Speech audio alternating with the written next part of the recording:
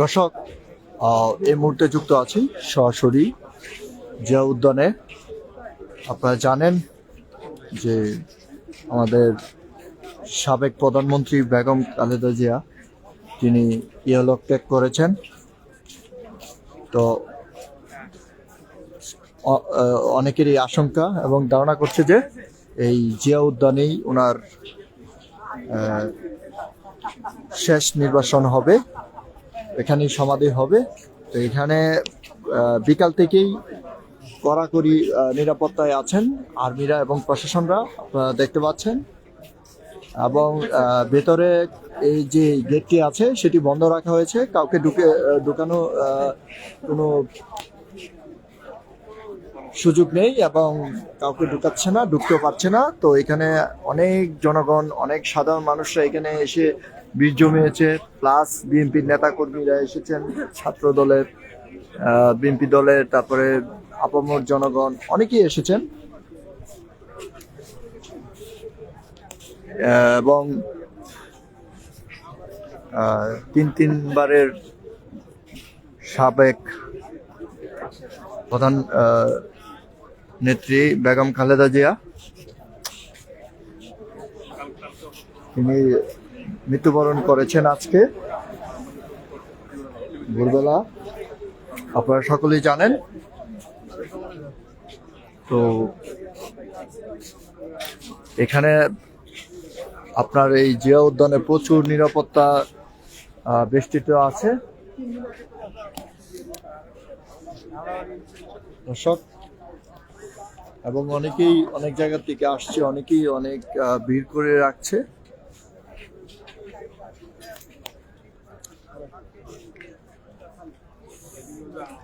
শীতের দিনও এই নেত্রীকে শেষ বিদায় দেওয়ার জন্য নেতাকর্মীরা এবং অনেক জনগণরা এসেছেন।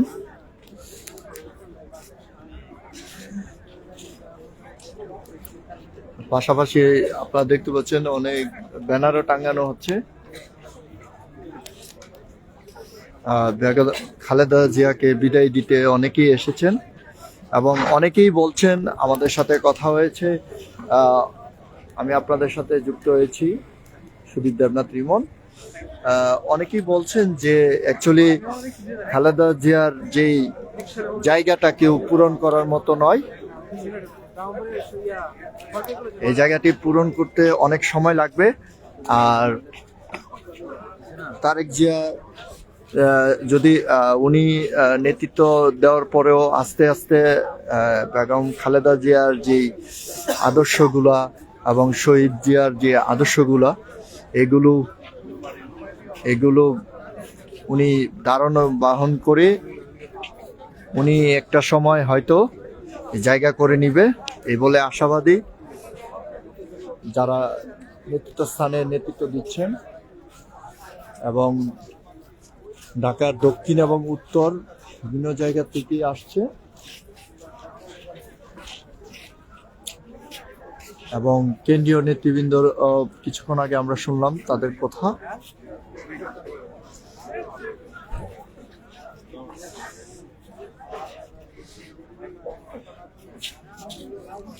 আর কখন আসলে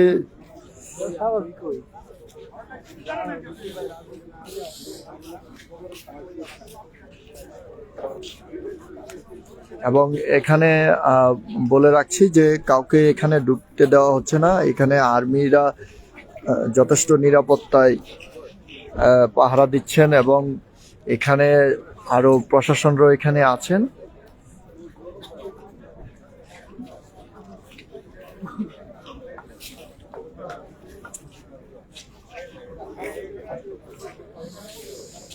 শীতের রাতেও অনেকে এসেছেন, ভিড় করেছেন। আসলে নিরাপত্তার স্বার্থে ভিতরে কাউকে ঢুকতে দেওয়া হচ্ছে না এবং যাদের এখানে বিভিন্ন কিছু কাজকর্ম আছে তারাই শুধু ঢুকতে পারছে, আদারওয়াইজ কেউ ঢুকতে পারছে না।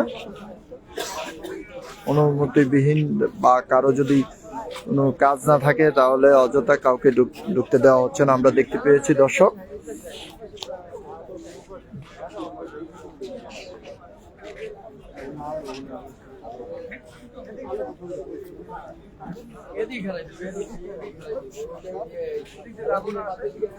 মৃত্যুকাল বয়স ৮০ বছর ছিল বেগম খালেদা জিয়া। তিনি অ্যাবাকেয়ারেই শেষ নিঃশ্বাস ত্যাগ করেছেন।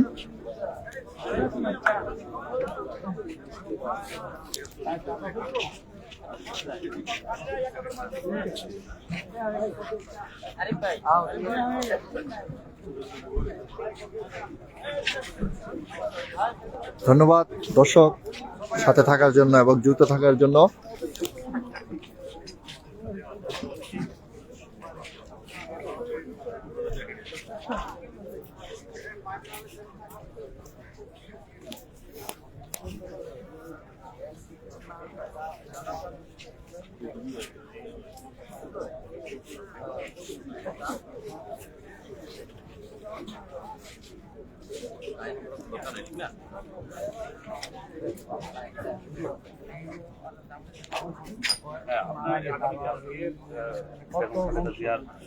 জানাজা, সেই জানাজাতে কেমন মানুষের সমাগম হতে পারে বলে আপনি মনে করেন? আসসালামু আলাইকুম। আপনার প্রশ্নের অ্যান্সার আমি পুরোটা দিতে পারবো না, তবে আমার আশা এবং বিশ্বাস বহির্বিশ্বের মহিমান্বিত যে গণতন্ত্রের প্রতীক, গণতন্ত্রের মা ম্যাডাম জিয়া আমাদের সবাইকে ছেড়ে চলে গেছেন। আমার বিশ্বাস কালকে যে তার জানাজা নামাজ অনুষ্ঠিত হবে তাতে শুধু লক্ষ লক্ষ না, আমার বিশ্বাস যে কোটি মানুষের সমাগম হবে। সারা বাংলাদেশ থেকে মানুষ আসবে শুধু এই জানাজায় অংশগ্রহণ করতে।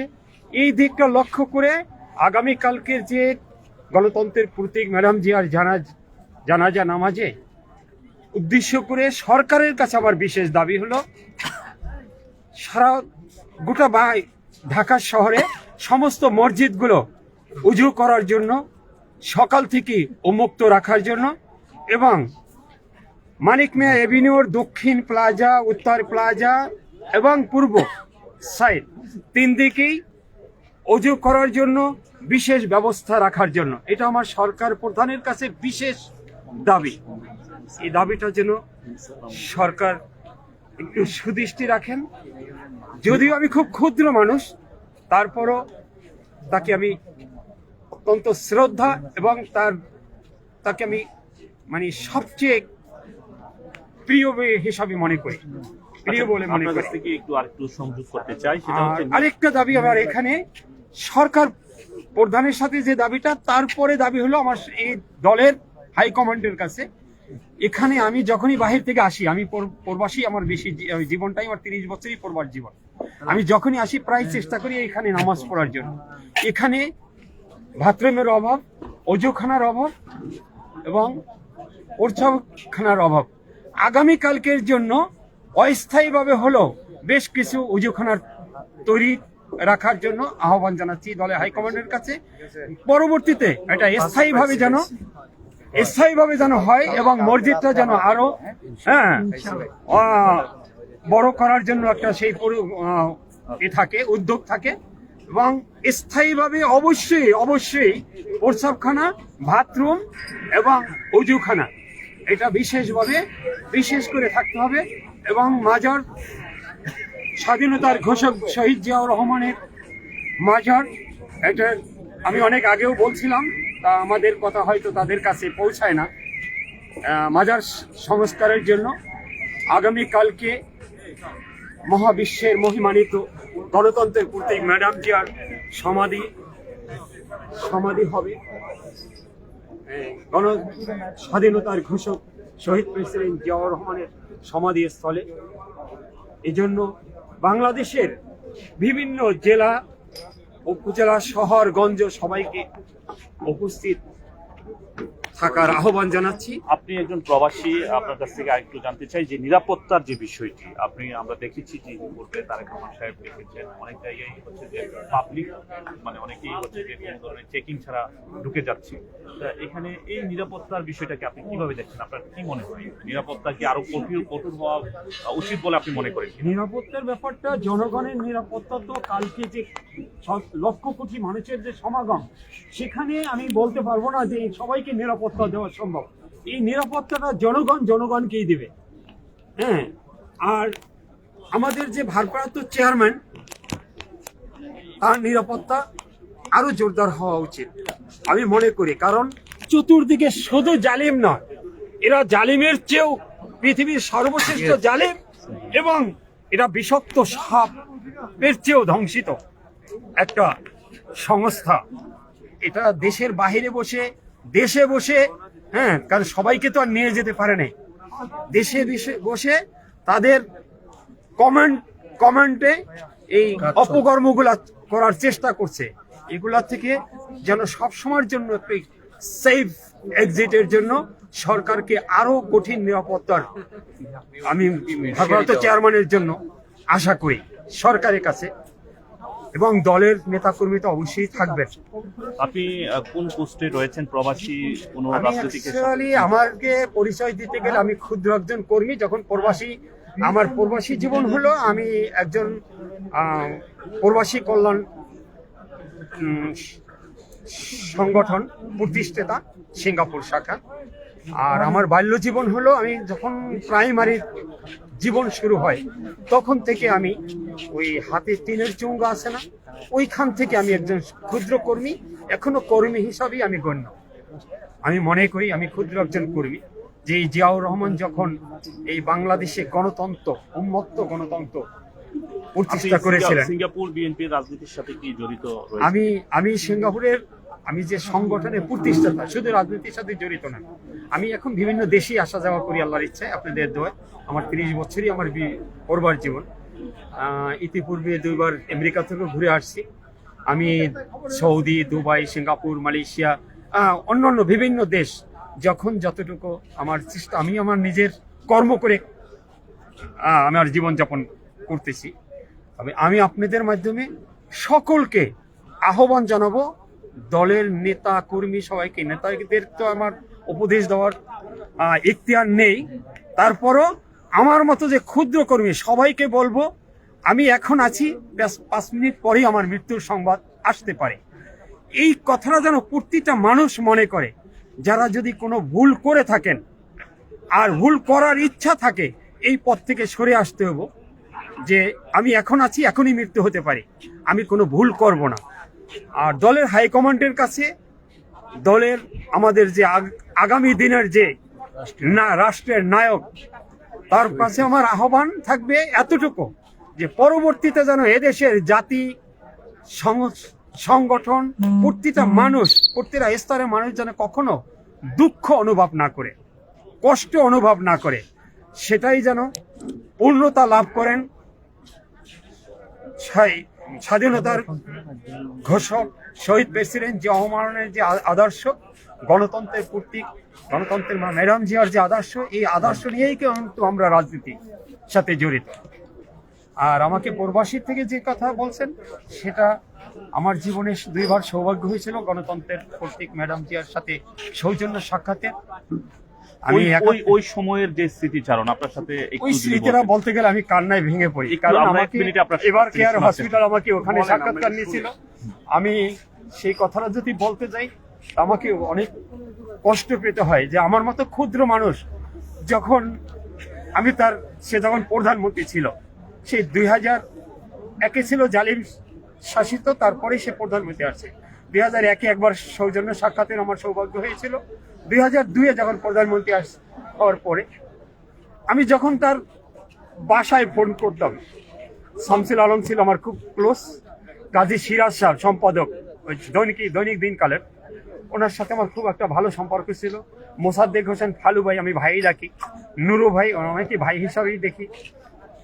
এরকম যখন নেতারা যখনই সিঙ্গাপুরে যে কোনো কাজের জন্য ঘুরতে যেতেন, যখনই যেতেন, তখন তাদেরকে আমি আমার সংগঠনের পক্ষ থেকে বেশ সংবর্ধনা দেওয়ার চেষ্টা করতাম, বাকিটা আল্লাহর ইচ্ছা। তো ম্যাডাম জিয়া যখন সিঙ্গাপুরে যাবে এমন একটা মুহূর্ত আমার হাই কমিশন থেকে বললো যে আলমগীর সাহেব PM আসতেছেন। তখন আমি সাথে সাথে জানার পরে আমি আলম ভাইকে ফোন করলাম, আলম ভাই ম্যাডাম যখন আসবে আমরা কি একটু দেখা করতে পারবো কিনা। বললো যে আমি ম্যাডাম দিয়াকে আমি একটু তার কাছে জিজ্ঞাসা না করে বলতে পারবো না। তিনি সাথে সাথে টেলিফোন নিয়ে রিসিভার রাইখা বললো যে তুমি আলমগীরকে বলো যে হ্যাঁ উনি কতজন নিয়ে আসতে পারবো। তা আমি ওই কথাটা শোনার পরে যেন আমি মানে পৃথিবীর যেন সমস্ত চাওয়া পাওয়া আমার ওখানেই আমি উপলব্ধি করতে পেরেছি। তা আমাকে বললো যে হ্যাঁ ম্যাডাম অনুমতি দিছে, আপনি কালকে দেখা করতে পারবেন, আমরা আপনাকে যায় কল দিব কয়টা বাজে পৌঁছাবো। উনি হোটেল সাংগ্রিলায় আসার পরেই আমাকে ফোন দিল যে আপনি কতজন আসতে চান।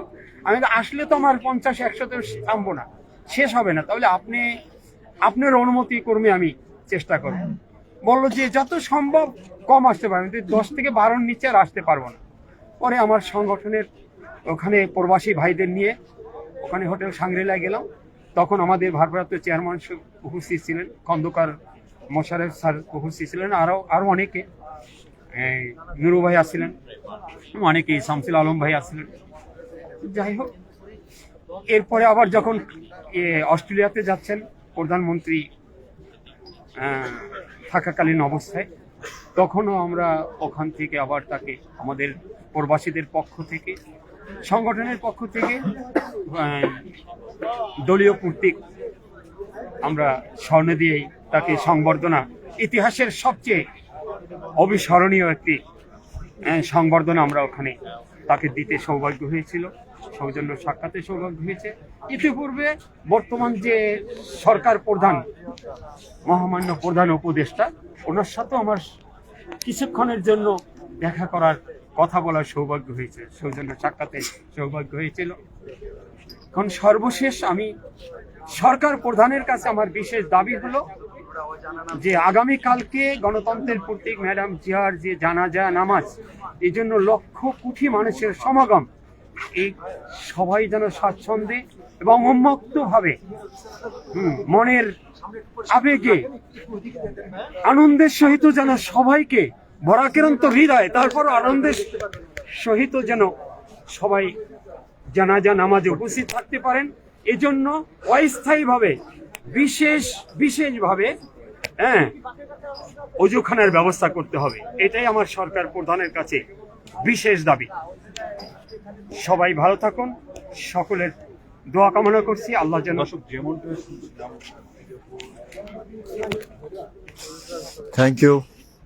আপনারা শুনতে পেলেন যে একজন প্রবাসীর কান্না, তিনি কতটা ভালোবেসেছিলেন বেগম খালেদা জিয়াকে, এবং উনি কাছে থেকে দেখার মতো ওনার সুযোগ হয়েছিল।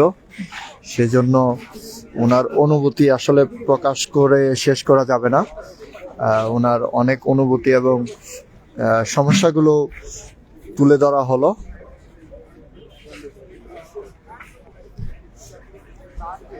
এই ছিল আপনাদের সাথে আমি সুদীপ দেবনাথ রিমন, আপনাদের সাথে এই ছিল আপডেট। পর্যায়ক্রমে প্রশাসনের আরো নিরাপত্তা জোরদার করা হচ্ছে। সম্প্রতি আপনারা দেখতে পাচ্ছেন বিভিন্ন ব্যাটালিয়ন টিম অলরেডি ইতিমধ্যে চলে এসেছে এবং নিরাপত্তার স্বার্থে তাদের নিরাপত্তা বেষ্টিত যে এরিয়া আছে, ওই এরিয়া থেকে যে এই যে সাধারণ মানুষদেরকে, যাদেরকে বলা হচ্ছে, তাদেরকে রাস্তা ক্লিয়ার করার জন্য অলরেডি একটি টিম যাচ্ছে, আমরা দেখতে পাচ্ছি।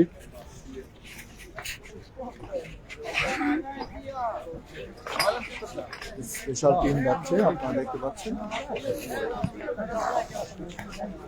দর্শক, এই ছিল আপনাদের সাথে আমার আপডেট। আরেকটি টিম আসতেছে, যারা মেবি একটু সাইড দাও। অলরেডি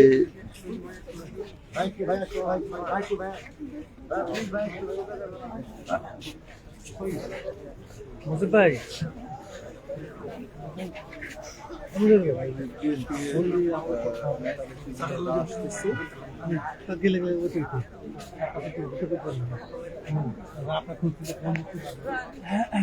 ঢুকতে পারবে তাদের কি দর্শক ঢুকতে পারবে কিনা বুঝতে পারছি না আসলে। নিরাপত্তার সাথে কিন্তু একটি টিম ঢুকেছে অলরেডি, আমরা দেখতে পেয়েছি।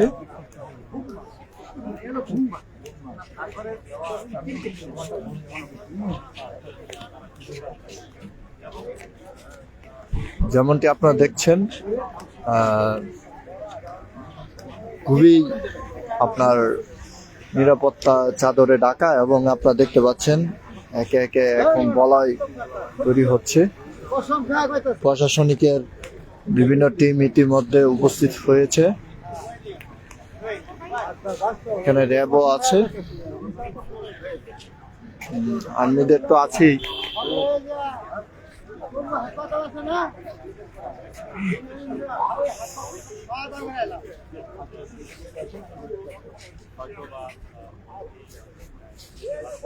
নোবেল কালকে এত শুনি জমা হয়ে যায় লোক কোথায় গেছি আপনার এই এলাকা সব